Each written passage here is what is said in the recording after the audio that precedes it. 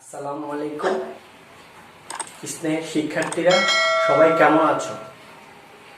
আশা করি আল্লাহর রহমতে সবাই ভালো আছো। আমি আব্দুল্লাহ আল মাহমুদ অনলাইন ক্লাসে তোমাদের স্বাগত। আজকে আমি অষ্টম শ্রেণীর বিজ্ঞান বিষয় নিয়ে আলোচনা করব। আমরা প্রত্যেকে যে জায়গায় থাকি তার চারদিকে কি কি জিনিস পাওয়া যায় একটু চিন্তা করো। এখানে সবুজ উদ্ভিদ আছে, গরু আছে, ছাগল আছে, তারপরে ব্যাঙ আছে, আমরা মানুষরা আছে, তারপরে ঈগল পাখি আছে, কচ্ছপ আছে, বক আছে। তাহলে আমাদের চারপাশে এই প্রাণীগুলো আমরা পোকামাকড়ও দেখতে পারি। এই জিনিসগুলোর মধ্যে আমরা কি দেখতে পাচ্ছি? এখানে আমরা দেখতে পাচ্ছি একটা প্রাণী আরেকটা প্রাণীকে খেয়ে জীবন ধারণ করে থাকে। জি, এই যে পরিবেশের মধ্যে এই যে রিলেশনটা, সেটাই হচ্ছে বাস্তুতন্ত্র। আর আমাদের চারপাশে যে যা কিছু আছে তাই নিয়ে আমাদের পরিবেশ। জি, আমরা অষ্টম শ্রেণীর বিজ্ঞান বিষয়ের 14 অধ্যায়ে পরিবেশ এবং বাস্তুতন্ত্র, এনভায়রনমেন্ট অ্যান্ড ইকোসিস্টেমস, আমরা যেই টপিকসগুলো নিয়ে আলোচনা করব। দেখো, বাস্তুতন্ত্র, বাস্তুতন্ত্রের উপাদান, বাস্তুতন্ত্রের প্রকারভেদ, একটি পুকুরের বাস্তুতন্ত্র, খাদ্য শৃঙ্খল, খাদ্য জাল, বাস্তুতন্ত্রের শক্তি প্রবাহ, পরিবেশের ভারসাম্য রক্ষা। জি, যাওয়ার আগে পরিবেশ নিয়ে কথা বলি। আমরা জানি আমাদের চারপাশে যা কিছু আছে তাই নিয়ে আমাদের পরিবেশ। এই পরিবেশটা 3 ভাগে ভাগ করা যায়। একটা হলো স্বাদু পানি, একটা হলো লোনা পানি, আর একটা হলো স্থল। এই 3টা জায়গার মধ্যে 3 ধরনের পরিবেশ পাওয়া যায়। আর এই পরিবেশগুলোর মধ্যে কি আছে? কিছু প্রাণহীন জিনিস আছে, আবার কিছু প্রাণী আছে, কিছু জীব আছে, কিছু অজীব আছে। এই জীব অজীবের মধ্যে একটা সম্পর্ক গড়ে ওঠে, সেটা হচ্ছে বাস্তুতন্ত্র, ইকোসিস্টেমস। বাস্তুতন্ত্র দেখো কাকে বলে? বাস্তুতন্ত্র হচ্ছে ইকোসিস্টেমস, ইংলিশে বলে ইকোসিস্টেমস। একটি পরিবেশের অজীব ও জীব উপাদান সমূহের মধ্যে পারস্পরিক ক্রিয়া, আদান প্রদান ইত্যাদির মাধ্যমে পরিবেশে যে তন্ত্র গড়ে ওঠে তাকে বাস্তুতন্ত্র বলে। তাহলে আমাদের যে জীব অজীব উপাদানগুলো আছে এদের মধ্যে একটা আন্তঃসম্পর্ক, ইন্টারনাল রিলেশন থাকে। এই সম্পর্কটাই হচ্ছে বাস্তুতন্ত্র। বাস্তুতন্ত্রের উপাদান দেখো, প্রথমে এটাকে 2 ভাগে ভাগ করা যায়, একটা অজীব আর একটা জীব। অজীব 2 প্রকার, অজৈব, জৈব উপাদান। আবার জীব উপাদান 3 ভাগে বিভক্ত, উৎপাদক, খাদক, বীজযোগ। তারপরে দেখো খাদককে আবার 3টি ভাগে ভাগ করা হয়েছে, প্রথম স্তরে খাদক, দ্বিতীয় স্তরে খাদক, তৃতীয় স্তরে খাদক। ঠিক আছে, এখন আমরা অজীব উপাদানের যে জৈব উপাদান আছে আমরা এটা সম্পর্কে জানবো। অজৈব উপাদান হচ্ছে মাটি, পানি, বায়ু, আলো, বাতাস, আমরা যা কিছু দেখছি, খনিজ লবণ, এগুলো হচ্ছে সব অজৈব উপাদান। ঠিক আছে, তারপর দেখো জৈব উপাদান হচ্ছে এই যে আমাদের জীবদেহগুলো যে মারা যাওয়ার পরে এদের দেহগুলো পচে গলে যায়, এই মৃত জীবদেহগুলোকে বলা হয় জৈব উপাদান। এরপরে আসলে জীব উপাদান। উৎপাদক, আমাদের পরিবেশের মধ্যে যত প্রকার সবুজ উদ্ভিদ দেখি সকল সবুজ উদ্ভিদ উৎপাদক, কারণ এরা সালোক সংশ্লেষণ প্রক্রিয়ার মাধ্যমে খাদ্য তৈরি করতে পারে। আর এই খাদ্যটা অন্যান্য প্রাণীরা খাবার হিসেবে গ্রহণ করে থাকে। অন্য প্রাণী সবুজ উদ্ভিদের উপর খাদ্যের জন্য নির্ভরশীল সকল সবুজ উদ্ভিদকে আমরা উৎপাদক বলবো। ঠিক আছে, উৎপাদক বলবো। আচ্ছা, এরপরে খাদক কাকে বলে? খাদক বা ভক্ষক। খাদক হচ্ছে সবুজ উদ্ভিদগুলো সালোক সংশ্লেষণ প্রক্রিয়ার মাধ্যমে যে খাদ্য উৎপন্ন করলো, যে জৈব পদার্থ উৎপন্ন করে, ওইটা অন্যান্য প্রাণী গ্রহণ করে, ঠিক আছে, বা অন্য প্রাণীগুলো একে অন্যকে খেয়ে থাকে। এদেরকে বলা হয় বক্ষ। প্রথম স্তরের খাদক, দ্বিতীয় স্তরের খাদক, তৃতীয় স্তরের খাদক। প্রথম স্তরের খাদক কোনগুলো হতে পারে? প্রথম স্তরের খাদক পোকামাকড়, এরপরে মনে করো পোকামাকড়, গরু, ছাগল, এগুলা। তার দ্বিতীয় স্তরের খাদক কোনগুলো হতে পারে? দ্বিতীয় স্তরের খাদক হচ্ছে ব্যাঙ, মানুষ, এরপরে এগুলা ধরতে পারো। এরপরে তৃতীয় স্তরের খাদক কি হতে পারে? ঈগল পাখি, বক, মানুষ ইত্যাদি, ঠিক আছে। প্রথম স্তরের খাদক যেহেতু সবুজ উদ্ভিদ খেয়ে থাকে, ঠিক আছে, উৎপাদক খেয়ে থাকে, এই জন্য এদেরকে বলা হয় তৃণভোজী। প্রথম স্তরের খাদককে বলা হয় তৃণভোজী, যারা সবুজ উদ্ভিদ খেয়ে বেঁচে থাকে। আর দ্বিতীয় স্তরের খাদক গুলা কি করবে? প্রথম স্তরের খাদকগুলোকে খাবার হিসেবে গ্রহণ করবে, এদেরকে বলা হয় দ্বিতীয় স্তরের খাদক। এদেরকে বলা হয় মাংসাশী। এদেরকে বলা হয় কি? প্রাণীগুলো বেশিরভাগে মাংস খেয়ে বেঁচে থাকে, এই জন্য এদেরকে মাংসাশী বলা হয়। তৃতীয় স্তরের খাদক তৃতীয় স্তরের খাদকের আরেকটা নাম হচ্ছে সর্বোচ্চ খাদক। যারা দ্বিতীয় স্তরের খাদক খেয়ে বেঁচে থাকে তারাই হচ্ছে তৃতীয় স্তরের খাদক, ঠিক আছে। তৃতীয় স্তরের খাদক। এখন কিছু প্রাণী আছে যারা প্রথম স্তর খায়, দ্বিতীয় স্তর, তৃতীয় স্তর, সকল স্তরের অন্যান্য প্রাণীগুলোকে খেয়ে ফেলে, এদেরকে বলা হয় সর্বভুক। আমরা যখন লাল শাক দিয়ে ভাত খাই, ডাল দিয়ে ভাত খাই, ওই সময় আমরা প্রথম স্তরের খাদক। যখন আমরা গরুর মাংস, ছাগলের মাংস এগুলো দিয়ে ভাত খাই, ওই সময় আমরা দ্বিতীয় স্তরের খাদক, তৃতীয় স্তরের খাদক হয়ে যায়, ঠিক আছে। আচ্ছা, আশা করি সবাই বুঝতে পেরেছো। তারপরে দেখো, এই যে খাদকগুলা, এই যে প্রাণীগুলা যখন মারা যায়, এগুলা মারা যাওয়ার পর এদেরকে আমরা দেখি যে পচে যেতে, ঠিক আছে, পচে গলে যায়। এই মৃতদেহগুলোর উপর যারা কাজ করে তারা হচ্ছে অণুজীব। অণুজীব হচ্ছে এক প্রকারের আণুবীক্ষণিক জীব। এদেরকে খালি চোখে দেখা যায় না, এদেরকে দেখার জন্য ইলেকট্রন অণুবীক্ষণ যন্ত্র প্রয়োজন।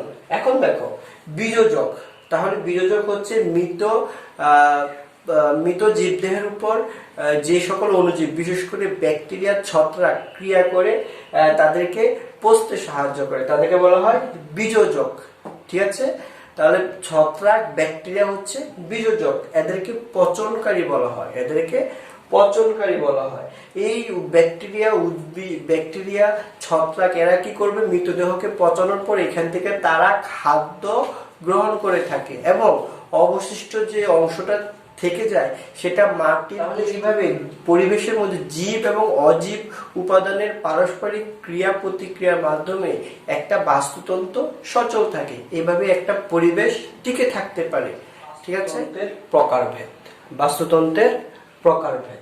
বাস্তুতন্ত্র, প্রাকৃতিক বাস্তুতন্ত্রকে দুই ভাগে ভাগ করা যায়। প্রাকৃতিক পরিবেশে যে বাস্তুতন্ত্র আছে তাকে দুই ভাগে ভাগ করা যায়। একটা হচ্ছে স্থলজ বাস্তুতন্ত্র আর একটা হচ্ছে জলজ বাস্তুতন্ত্র। স্থলজ বাস্তুতন্ত্র বিভিন্ন প্রকারের হতে পারে। বনভূমি বনাঞ্চল, মরুভূমি বনভূমি বনাঞ্চলকে দুটি ভাগে ভাগ করা যায়। একটি হচ্ছে সিলেট ও পার্বত্য চট্টগ্রামের বনাঞ্চল, আরেকটি হচ্ছে খুলনার সমুদ্র উপকূলবর্তী সুন্দরবন, ঠিক আছে। তারপরে জলজ বাস্তুতন্ত্রকে দেখো, জলজ বাস্তুতন্ত্রের ক্ষেত্রে জলজ বাস্তুতন্ত্র তিন প্রকার হতে পারে: পুকুরের বাস্তুতন্ত্র, নদ নদীর বাস্তুতন্ত্র, তারপরে সমুদ্রের বাস্তুতন্ত্র। সুন্দরবনের বাস্তুতন্ত্র নিয়ে আমরা আলোচনা করব। সুন্দরবনের বাস্তুতন্ত্র দেখো, সুন্দরবনের বাস্তুতন্ত্রের যে উপাদানগুলো থাকা প্রয়োজন, সুন্দরবনের বাস্তুতন্ত্রের মধ্যে সবগুলো উপাদান আছে। খুলনা জেলার দক্ষিণে উপকূলের ভিতরে কয়েক মাইল ভিতরে এই সুন্দরবন বনাঞ্চল অবস্থিত। এখন সুন্দরবন বনাঞ্চল অন্যান্য বনাঞ্চল থেকে একটু ভিন্ন প্রকৃতির। এখানে তোমরা জানো সাগরে জোয়ার ভাটা হয়, জোয়ার ভাটার কারণে সেই সুন্দরবনের প্লাবিত হয়ে যাবে, আর সমুদ্রের পানিগুলো লবণাক্ত হওয়ার কারণে এখানে উদ্ভিদের জন্য বেঁচে থাকা অত্যন্ত কষ্টকর। এই বনাঞ্চলে ওই সকল উদ্ভিদরাই বেঁচে থাকতে পারবে যারা এই লবণাক্ত পানিকে সহ্য করার ক্ষমতা আছে। এই জন্য দেখা যায় সুন্দরী, গরান, গেওয়া, কেওড়া, বাইন এইসব উদ্ভিদের মধ্যে এদের মূলগুলা মাটির নিচে না গিয়ে মাটির উপরে চলে আসে, কারণ মাটিতে লবণাক্ততার পরিমাণ বেশি থাকার কারণে এখানে বাতাস থাকতে পারে না, এখানে অক্সিজেনের অভাব হয়।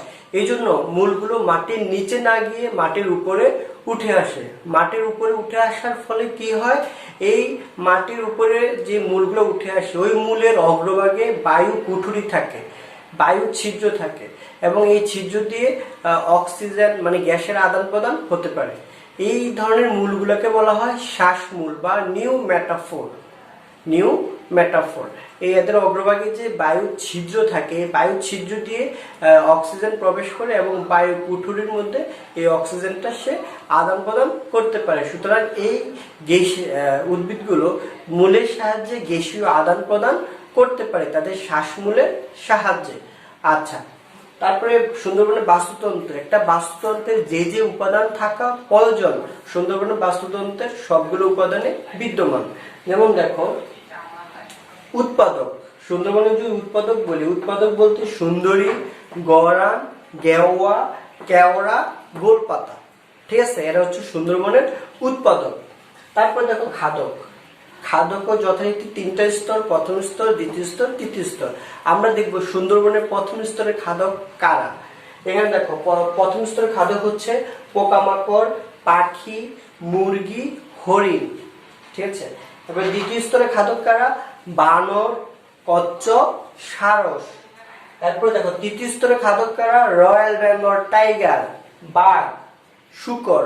শূকর অন্যান্য স্তরের প্রাণীকে খেয়ে ফেলতে পারে, এই জন্য এদেরকে বলা হয় সর্বভুক। তারপরে দেখো বীজযোগ, যখন এই প্রথম, দ্বিতীয়, তৃতীয় স্তরের উৎপাদক এইসব প্রাণীগুলো যখন মারা যাবে তাদেরকে কি করবে, পচনের জন্য তাদের উপর ব্যাকটেরিয়া এবং ছত্রাক অ্যাটাক করে এদেরকে কি করে জৈব পদার্থে পরিণত করে ফেলে। বিভিন্ন ক্রিয়া বিক্রিয়া করার জন্য বীজযোগ আছে, ঠিক আছে। সুন্দরবনের বনাঞ্চলকে ম্যানগ্রোভ বনাঞ্চল বলা হয়। সুন্দরবনের অন্যান্য প্রাণীদের মধ্যে রয়েছে চিতল হরিণ, কুমির, তারপরে জলজ বিভিন্ন মাছ, ব্যাঙ, সাপ ইত্যাদি। সুন্দরবনে যারা ঘুরতে যাও তারা এগুলো অবশ্যই একটা পুকুরের বাস্তুতন্ত্র হচ্ছে জলজ বাস্তু সংস্থানের একটা স্বয়ংসম্পূর্ণ উদাহরণ। পুকুরের মধ্যে ঠিক বাস্তুতন্ত্রের উপাদান দুটি থাকবে, অজীব উপাদান, জীব উপাদান। অজীব উপাদানের মধ্যে থাকবে আলো, পানি, দ্রবীভূত অক্সিজেন, কার্বন ডাই অক্সাইড, এই জিনিসগুলা।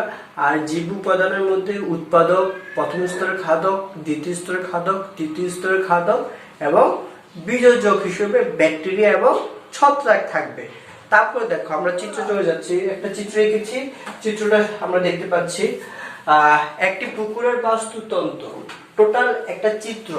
এই চিত্রের মাধ্যমে পুকুরের বাস্তুতন্ত্রের আমরা সুন্দর একটা ব্যাখ্যা দিতে পারবো। পুকুরের বাস্তুতন্ত্রের মধ্যে দেখো সূর্য আছে, শামুক, ছোট মাছ, তারপরে এই যে ছোট ছোট গাছ, উৎপাদক, প্রথম স্তরের খাদক, দ্বিতীয় স্তরের খাদক, তৃতীয় স্তরের খাদক। আমরা এবার উৎপাদক নিয়ে আলোচনা করব। উৎপাদক হচ্ছে দুই ধরনের জলজ আণুবীক্ষণিক উদ্ভিদগুলোকে বলা হয় ফাইটোপ্লাঙ্কটন, ঠিক আছে, মানে ক্ষুদ্র ক্ষুদ্র গাছ, লতা পাতা পানিতে যারা থাকে। আর ফাইটোপ্লাঙ্কটন গেল জুওপ্লাঙ্কটন, পানিতে ভাসমান আণুবীক্ষণিক প্রাণীগুলোকে বলা হয় জুওপ্লাঙ্কটন, ঠিক আছে। ফাইটো মানে উদ্ভিদ, আণুবীক্ষণিক উদ্ভিদগুলোকে বলা হয় ফাইটোপ্লাঙ্কটন আর আণুবীক্ষণিক ভাসমান প্রাণীগুলোকে বলা হয় জুওপ্লাঙ্কটন। তাহলে উৎপাদকগুলো। এবার আসো প্রথম স্তরের খাদক হিসেবে কারা থাকে। প্রথম স্তরের খাদক, পুকুরের প্রথম স্তরের খাদক হচ্ছে ছোট মাছ, শামুক, ঝিনুক, এইগুলা। এই যে ছোট মাছ, শামুক, ঠিক আছে, ঝিনুক, এগুলো থাকবে প্রথম স্তরে। দ্বিতীয় স্তরের খাদকের মধ্যে আছে বড় মাছ, ঠিক আছে, বড় মাছ থাকবে, এরপরে থাকবে তোমার বড় মাছ, এরপরে ব্যাঙ, এগুলো হচ্ছে দ্বিতীয় স্তরের খাদক। এরপরে পুকুরের মধ্যে তৃতীয় স্তরের খাদক হচ্ছে সাপ, কচ্ছপ, এরপরে বক, এগুলো হচ্ছে তৃতীয় স্তরের খাদক। আর এই যে বীজযোগগুলো, এইগুলা আমি স্পষ্ট করে দেখিয়েছি। বীজযোগ যারা এই মৃত জীবদেহগুলোকে পচাতে সাহায্য করবে, ছত্রাক এবং ব্যাকটেরিয়া বীজযোগ হিসেবে এখানে কাজ করবে। এই বীজযোগ কি করবে, এই জীবদেহগুলোকে পচিয়ে আবার উৎপাদকের গ্রহণ। ইম্পর্টেন্ট, এটা পরীক্ষাতে অনেক বেশি আসে। তোমরা একটু সিরিয়াসলি ভালো করে এই চিত্রটা আঁকার চেষ্টা করবে। আমার চেয়ে তোমরা আশা করি আরো ভালো চিত্র আঁকতে পারবে। বেশি ভালো হয় না চিত্রটা, ঠিক আছে। সুন্দর করে চিত্র এঁকে তারপরে আইডেন্টিফাই করে দিবে কোনটা উৎপাদক, কোনটা প্রথম স্তর, কোনটা দ্বিতীয় স্তর, কোনটা তৃতীয় স্তর এবং কোনটা বীজযোগ, ঠিক আছে। প্রাণী আরেকটা প্রাণীর উপর নির্ভরশীল, শৃঙ্খল নির্ভর, খাদ্য শৃঙ্খল। আমরা দেখেছি উৎপাদককে খাচ্ছে প্রথম স্তরের খাদক, আবার প্রথম স্তরের খাদককে খাচ্ছে দ্বিতীয় স্তরের খাদক, দ্বিতীয় স্তরের খাদককে খাচ্ছে তৃতীয় স্তরের খাদক। এভাবে লাস্টে কি হচ্ছে, শক্তি প্রবাহ চলতেই থাকতেছে। একটা প্রাণী আরেকটা প্রাণীকে খাওয়ার মাধ্যমে শক্তি সঞ্চয় করে। তাহলে আমাদের পরিবেশের মধ্যে একটা প্রাণী থেকে আরেকটা প্রাণীর মধ্যে পুষ্টির চাহিদার দিক থেকে ধারাবাহিকভাবে প্রক্রিয়াটা চলতেই থাকে। তাহলে পরিবেশের একটা প্রাণী অন্য একটা প্রাণীকে খাওয়ার মাধ্যমে যে শক্তি অর্জন করে, এই প্রক্রিয়াটার নামই হচ্ছে খাদ্য শৃঙ্খল। খাদ্য শৃঙ্খল। আমরা যদি একটা চিত্র দেখি, যেমন দেখো ঘাসকে খাচ্ছে পতঙ্গ, পতঙ্গকে খাচ্ছে ব্যাঙ, ব্যাঙকে খাচ্ছে সাপকে খাচ্ছে ঈগল। এইভাবে আমরা দেখতে পাচ্ছি, এখানে একটা ফ্লো চার্টের মাধ্যমে দেখতে পাচ্ছি একটা প্রাণী আরেকটা প্রাণীকে খাওয়ার মাধ্যমে বেঁচে থাকছে। এই যে তাদের মধ্যে যে একটা সম্পর্কটা সৃষ্টি হলো, এটাই হচ্ছে খাদ্য শৃঙ্খল। খাদ্য শৃঙ্খল। আমরা কোনো প্রাণী এককভাবে বাঁচতে পারে না, একে অপরের উপর নির্ভরশীল। খাদ্য আমরা পরিবেশের মধ্যে যে খাদ্য শৃঙ্খলগুলো দেখি, এগুলো কোনো বিচ্ছিন্ন ঘটনা নয়। এই একাধিক খাদ্য শৃঙ্খলের মধ্যে একটা সম্পর্ক থাকে, আর এই সম্পর্কটাই হচ্ছে খাদ্য জাল। একাধিক খাদ্য শৃঙ্খলের মধ্যে একটা সম্পর্ক থাকে, এই সম্পর্ককে বলা হয় খাদ্য জাল। আমরা একটা খাদ্য জাল দেখতে পাচ্ছি, বোর্ডে একটু তাকাও। খাদ্য জাল কি হচ্ছে, ঘাসকে খাচ্ছে খরগোশ, খরগোশকে খাচ্ছে ঈগল। তাহলে এটা একটা খাদ্য শৃঙ্খল। আবার দেখো ঘাস খাচ্ছে ঘাসফড়িং, ঘাসফড়িংকে খাচ্ছে টিকটিকি খাচ্ছে ঈগল। এখান থেকে আরেকটা খাদ্য শৃঙ্খল দেখতে পাচ্ছি। আবার দেখো, আবার ঘাস খাচ্ছে ইঁদুর, ঘাসকে খাচ্ছে ইঁদুরকে খাচ্ছে সাপকে খাচ্ছে ঈগল। এই আরেকটা খাদ্য শৃঙ্খল। একটা খাদ্য শৃঙ্খল, দুইটা, আবার এখানে একটা তিনটা। আমরা আরো খাদ্য শৃঙ্খল দেখাতে পারি। এখানে দেখো এই ঘাস ফড়িংকে খায় মনে করে ঈগল, আরেকটা খাদ্য শৃঙ্খল পেলাম। আবার ইঁদুরকে খায় ঈগল, আরেকটা খাদ্য শৃঙ্খল পেলাম। তাহলে আমরা দেখতে পাচ্ছি কোনো খাদ্য শৃঙ্খলেই কি নয়, বিচ্ছিন্ন নয়, ঠিক আছে। আর একাধিক খাদ্য শৃঙ্খল একত্রে যুক্ত হয়ে একটা খাদ্য জাল সৃষ্টি করবে, ঠিক আছে। এইভাবে আমাদেরকে খাদ্য শৃঙ্খলগুলো যদি দেখাতে বলে আমরা দেখিয়ে দিতে পারবো। বাস্তুতন্ত্রের শক্তি প্রবাহ ভেরি ভেরি ইম্পর্টেন্ট, খুব চমৎকার একটা আলোচনা। আমরা পানি চক্রের কথা জানি। পুকুর, নদী, জলাশয়ের পানি সূর্যের তাপে বাষ্প হয়ে তোমার কি হয়, জলীয় বাষ্প হয়ে আকাশে উড়ে, এরপরে জলীয় বাষ্পটা কি হয়, হালকা হয়ে এটা মানে পানি কণায় পরিণত হয়, বৃষ্টি রূপে ভূপৃষ্ঠে পরিণত হয়। এরপরে পানি চক্র, অক্সিজেন চক্র, কার্বন চক্র, এগুলো আমরা পড়ে এসেছি, তাই না? আচ্ছা, সকল শক্তির উৎস হচ্ছে সূর্য। আমাদের যত শক্তি আছে সকল শক্তির উৎস হচ্ছে কে? সূর্য। এখন সকল শক্তির উৎস হচ্ছে সূর্য। সূর্য থেকে যে তাপটা পৃথিবীতে আসে তার মাত্র 2% সবুজ উদ্ভিদ সালোক সংশ্লেষণ প্রক্রিয়ার জন্য গ্রহণ করে থাকে। সালোক সংশ্লেষণ প্রক্রিয়ার মাধ্যমে সবুজ উদ্ভিদ আমরা জানি খাদ্য তৈরি করে। এখানে সৌরশক্তিটা রাসায়নিক শক্তিতে পরিণত হয়।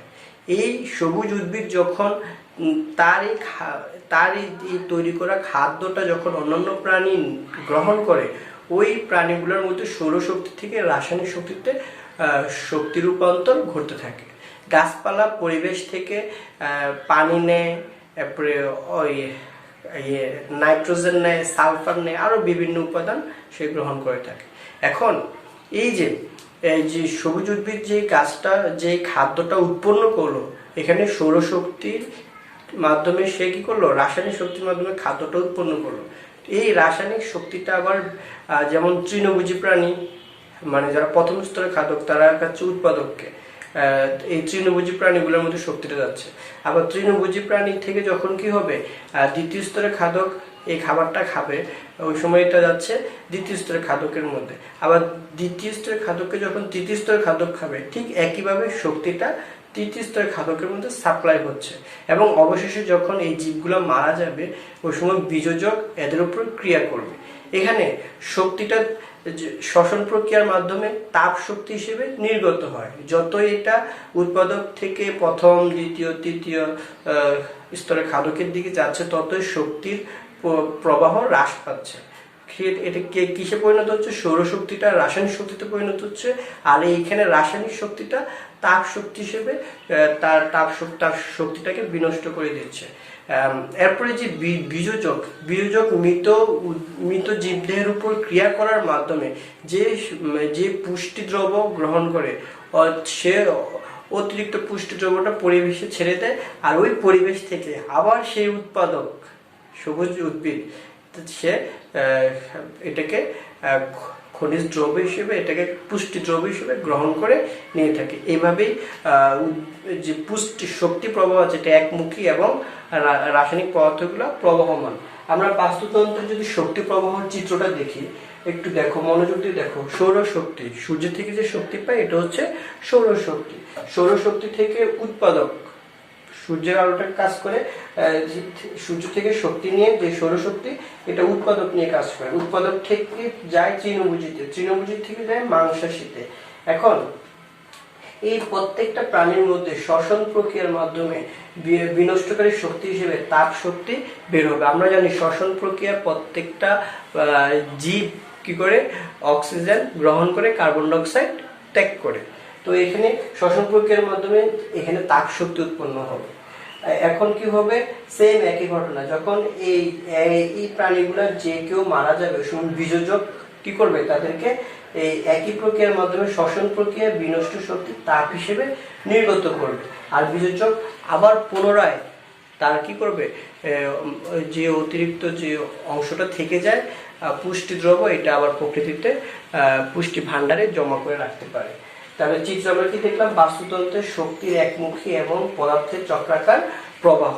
তাহলে আমরা দেখতে পেলাম শক্তিটা কি হচ্ছে, একটা এই ফ্লো চার্টের মাধ্যমে শক্তিটা প্রবাহিত হচ্ছে। শক্তি প্রবাহ একমুখী। আমরা যে বিষয়টা নিয়ে আলোচনা করব, একদম শেষ পর্যায়ে চলে এসেছি, এটা হচ্ছে পরিবেশের ভারসাম্য রক্ষা।